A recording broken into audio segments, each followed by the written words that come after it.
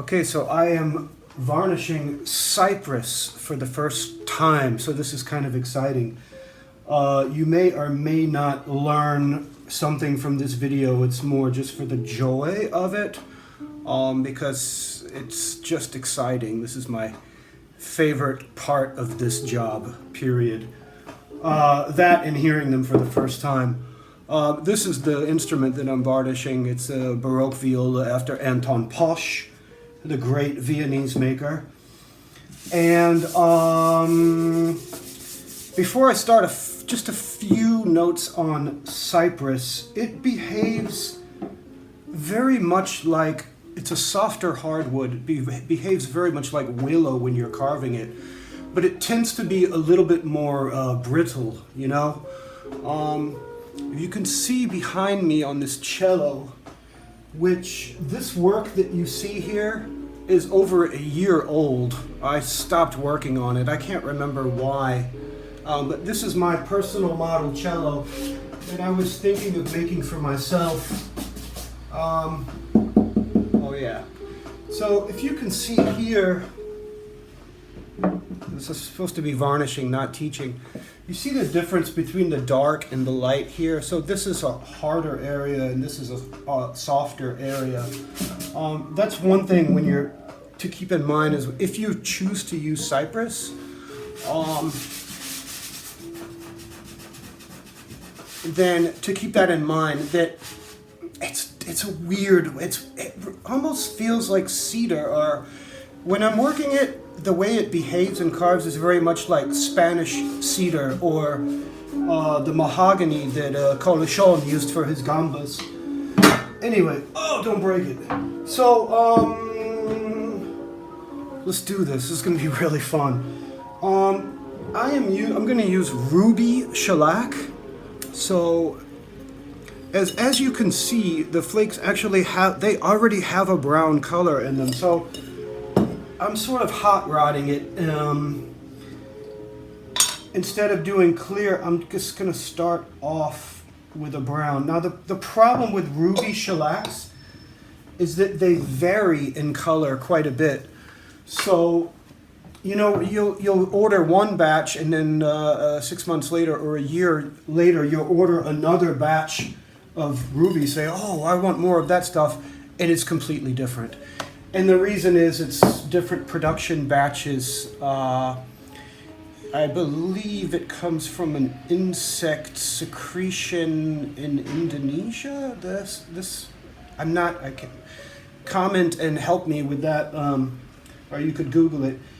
But one helpful tip, if you're using Ruby, because it already tends to be a little bit orangey brown, is to add a little bit of black or Negrosin, and this is just black from Hammerl and Yoha, which is great stuff. So, as you can see, it's a little bit orange, you know, already. But I've added black. This Ruby by itself is too orange. You'll be facing the orange demon. So let's do this. This is going to be really fun. All right, first time varnishing cypress in my entire life.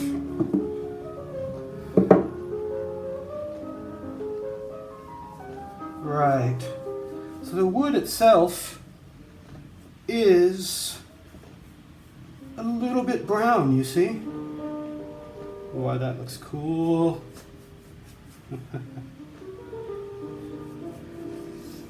Yeah, it's a strange wood. So cypress was occasionally used for harpsichord sound boards, meaning the board inside the keyboard that's under an extreme amount of tension.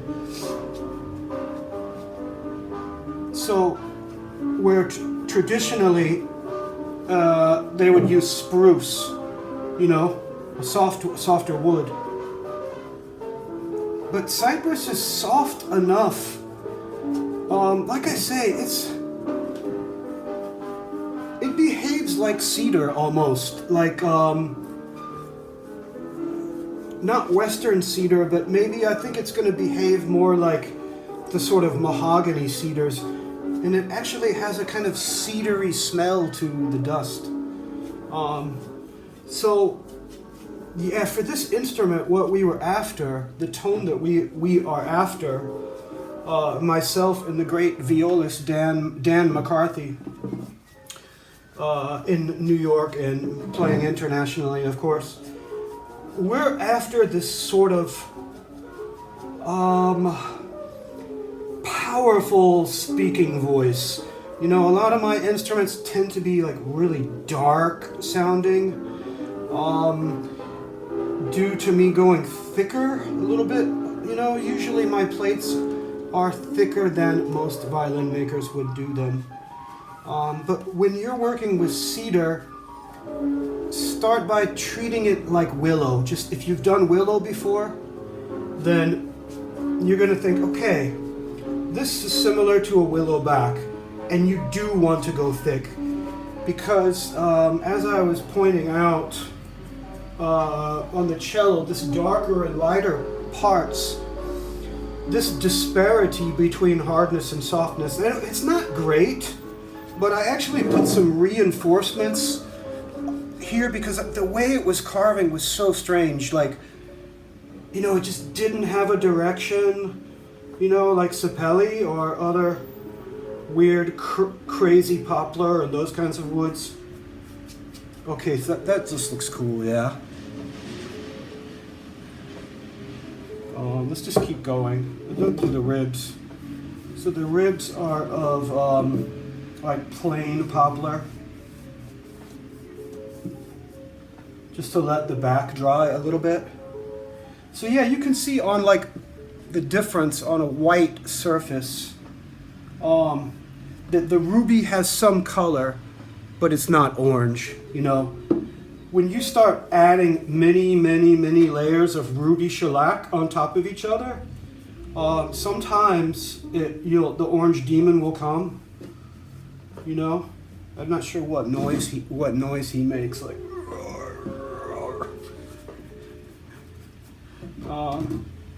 You know, all of a sudden, you are you finished varnishing for that day, and you wake up in the morning, and you're like, oh, let's roll with some more ruby. That looks fantastic. And all of a sudden, it's just too much. It becomes orange, and then you're screwed. You know, you have to strip it.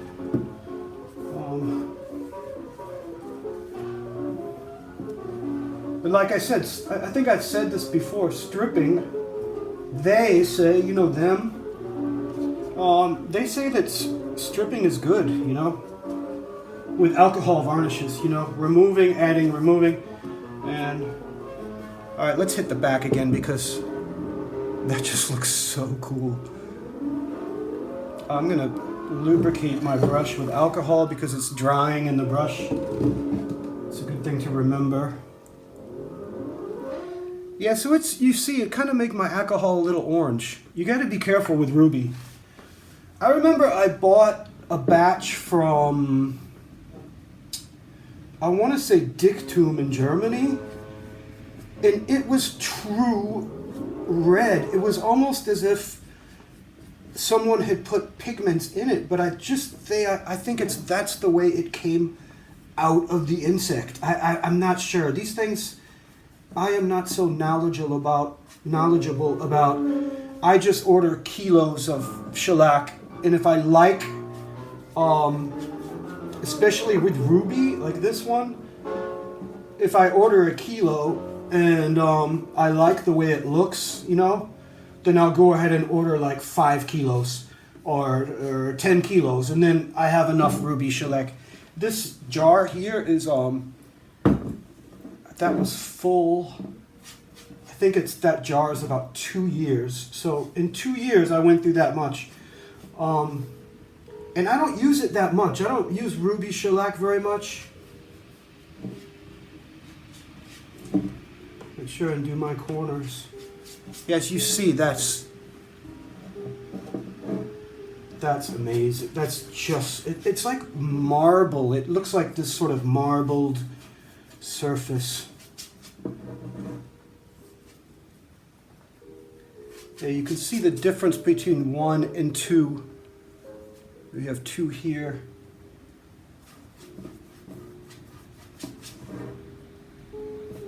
So I'm hot rodding this. I'm really flirting with the orange demon because at some stage I have to have some yellow, you know. When I'm varnishing, my phases are brown. First you want the wood to be brown.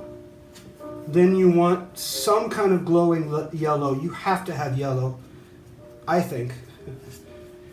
Because otherwise it will seem kind of flat, you know.